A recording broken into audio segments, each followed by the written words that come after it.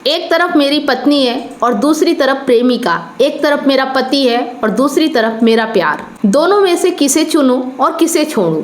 दोस्तों, आज के समय में प्राइवेट काउंसलिंग में पूछा जाने वाला यह सबसे बड़ा सवाल है।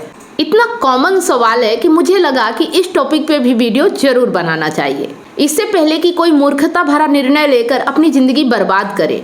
इस 80-20 रूल को जितना जल्दी समझ लिया जाए उतना बेहतर है।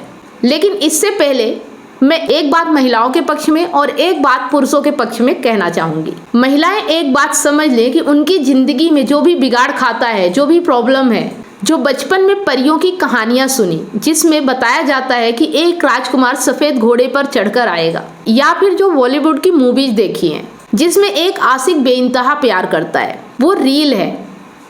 लेकिन रियल लाइफ में जमीन आसमान का अंतर होता है। उसी तरह से एक प्रेमी और पति में भी जमीन आसमान का फर्क होता है। प्रेमी जो है वो एक पूरी कल्पना है और पति जिम्मेदारी। इसी तरह से यह जो सोशल मीडिया पे आप रील्स देख रही हैं वो 99% फेक है। My hubby is the best hubby in the world, और जो ये गिफ्ट दिए जा रहे हैं ना, ये वो कपल्स है जो आपस में एक दूसरे की शक्ल भी नहीं देखना चाहते, पर इनकी पूरी जिंदगी रील बेस्ड है। दोनों कमा रहे हैं, पैसा आ रहा है तो वह दिखा रहे हैं। 0.1% है जो एक्चुअल है। उनसे हमें सीखना चाहिए, उनसे हमारी कोई तुलना नहीं है।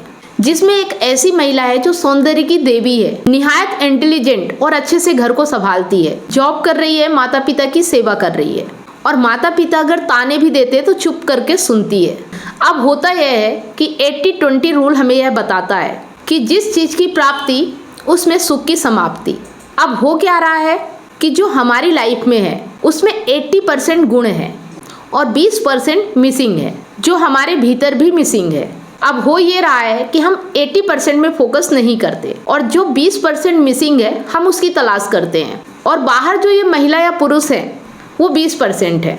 और काफ़ी ज़्यादा चांसेस है कि ये जो 20% है ना वो भी फेक है, क्योंकि रियलिटी में एक रूम में होना, बेडरूम में जो सच्चाई है और जो आप कभी कभी मिल रहे हो वो फेक है। आपका पति पत्नी जिस भी रूप में है वो आपके साथ है, वो अपने प्रेमी या प्रेमिका के साथ नहीं होंगे। उन्हें तो अपना बेस्ट दिखाना है, लेकिन आपके साथ जो है वो रियलिटी में है। तो आपको समझना ये है कि 80% को छोड़ के अगर आप 20% के पीछे भागोगे तो आप अपने लिए नरक अपने आप बनाएंगे। और बहुत सारे लोगों ने ऐसे मूर्खता भरे निर्णय लिए हैं जो अब पछता रहे हैं कि यार वो मेरा पार्टनर कितना अच्छा था और मैंने किसी बाहियात इंसान के लिए ये निर्णय ले लिया। पर यहाँ पे एक चीज़ समझना है कि वाकई में अगर कोई ऐसा इंसान है जो आपकी डिसरिस्पेक्ट करता है, आपको मारता पीटता है, शराब पीता है, जिम्मेदारी नहीं ले रहा है, और ऐसे में अगर किसी अच्छे इंसान की एंट्री आपकी ज़िंदगी में होती है जो जिम्मेदारी लेने के लिए तैयार है, तो अच्छे चरित्र का है, तो आपका हक है एक अच्छी जिंदगी जीने का। तब आप अपने पेरेंट्स से बात करें। भागने का तो बिल्कुल नहीं सोचना है। भागना कोई सलूशन नहीं है और भाग कर कटती भी नहीं है, क्योंकि यही वो पार्टनर होगा जब आपसे कहेगा कि जो अपने पति की नहीं हुई वो मेरी क्या होगी। इस बात को आप समझ ले। अगर कोई अच्छा इंसान होगा और आप वाकई में दुखी हैं तो आपका हक है, लेकिन बेवजह अपने मन को एक्सक्यूज देकर एक फैंटेसी के पीछे अगर आप भागेंगे तो आप इस पार्टनर की बद्दुआ लेंगे जो 80% अपनी ईमानदारी से आपके साथ है और आपके 20% को उसने भी इग्नोर किया है। और जो महिलाएं निहायत ही बेशरम होती है, जो ये जानती हैं कि वो अपनी बीवी को खून के आंसू रुलाकर मेरे पास आया है, तो ये समझ ले कि ये आपका भ्रम है कि आप उसे पा लेंगे।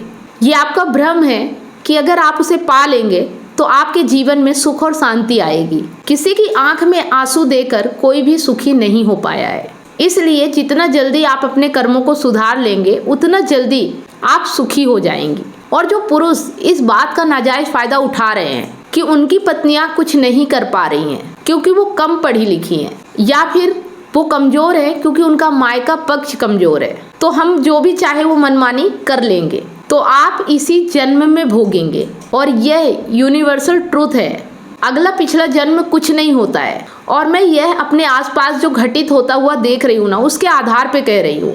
इसे आप अपनी डिवाइन कॉलिंग का पार्ट मानना और यह मान लेना ईश्वर आपसे सीधे बात कर रहा है, और यह एक मौका है सही डिसीजन लेने का, और अपने परिवार को संभालें और ऐसी किसी भी मूर्खता को करने से बचें तो बस मैं इतना ही कहना चाहती हूँ। आई होप आप मेरी बातों को बहुत अच्छे तरीके से समझ पाए होंगे। अगर वाकई में बात दिल पे उतरी है, समझ में आई है, तो एक कमेंट ज़रूर करिएगा ताकि मैं भी समझ पाऊँ कि आपको समझ में आया है। वीडियो अच्छा लगा तो लाइक करें, ज़्यादा से ज़्यादा इसे अपने दोस्तों और ज़रूरतमंद लोगों के साथ शेयर करें। मिलते हैं नेक्स्ट वीडियो में, तब तक आप सभी लोगों को वीडियो अंत तक देखने के लिए बहुत बहुत धन्यवाद। अगर आप YouTube वीडियो देख कर थक चुके हैं, लेकिन आपके जीवन में जो रिलेशनशिप से रिलेटिव प्रॉब्लम है, लाइफ से रिलेटिव प्रॉब्लम है, वो सॉल्व नहीं हो पा रही है, जैसे कि आपका ब्रेकअप हो गया है लेकिन आप मैनेज नहीं कर पा रहे हो, आप डिप्रेशन में जा रहे हो, आपके पार्टनर ने आपको धोखा दे दिया या फिर आपके रहते हुए किसी और के साथ अफेयर चला रहे हैं, आपके पार्टनर ने आपको इमोशनली हर्ट किया है, आप अपने पार्टनर के साथ रहना नहीं चाहते हो लेकिन आपके पास मजबूरी है, कैसे उस मजबूरी को ख़त्म करें? पति पत्नी के बीच संबंध अच्छे नहीं है, कैसे समझे क्या किया जाए कि आपके संबंध अच्छे हो जाएं? आपकी लव लाइफ बिल्कुल अच्छी नहीं चल रही है, आप इसके लिए YouTube वीडियो पर आते हैं लेकिन YouTube वीडियो देखकर भी आपकी प्रॉब्लम सॉल्व नहीं हो रही, आपकी समस्या का समाधान आपको नहीं मिल पा रहा है, तो हम आपको इनवाइट करते हैं हमारे वेबिनार में। वहाँ पर हम समझेंगे कैसे समस्या का समाधान किया जा सकता है, एग्जैक्ट प्रॉब्लम क्या है, कैसे आपके संबंधों को मजबूत किया जा सकता है। अगर आप सोच रहे हैं कि वेबिनार में आने का चार्ज बहुत ज़्यादा लग जाएगा तो बिल्कुल टेंशन फ्री हो जाइए, चार्ज बहुत ही मिनिमम, समझ लीजिए आपकी एक कप चाय के बराबर। तो बिल्कुल देर मत कीजिए, नीचे दिए गए हमारे फॉर्म को फिल कीजिए और हमारे साथ वेबिनार में ज्वाइन हो जाइए।